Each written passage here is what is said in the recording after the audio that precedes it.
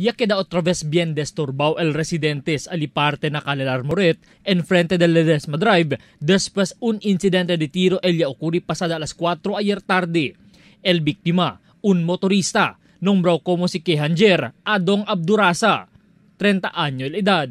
Na un CCTV video, claro que el auto color orange maneja el biktima en camino para na pueblo desde Calle Camins y cuando llega na blind spot del CCTV camera, aquí ya sucede el tiroteo desde un riding in tandem. Na unlaw parte del calle, ya puede también captura el CCTV con el riding in tandem a bordo na un azul XRM motorciclo, donde el driver usando el full face helmet pero el gunman de sombrero lang usando el backpack enfrente de suyo. Y claro que tiene cosa tahala desde el subag. El resulta, un tiro desde windshield del auto del víctima, que un negosyante del buy and sell motorciclo.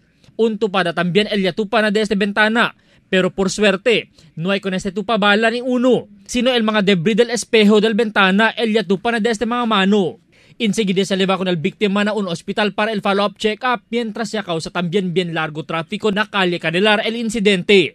Taprecura ahora identifica el autoridad con el mga sospechado y el motivo del incidente. Asigun na investigador del Police Station 11, hasta el víctima no hay puede conocer con el mga sospechado y no hay asigun este con quien ya tiene atraso del más temprano pa. Asigun con el oficial encargado del mando policía local Superintendent Luisito Magnaye, este ya el aka-57 incidente de tiro este año, más bajo comparando del pasado año. Albert Luna, Dateline Zamboanga.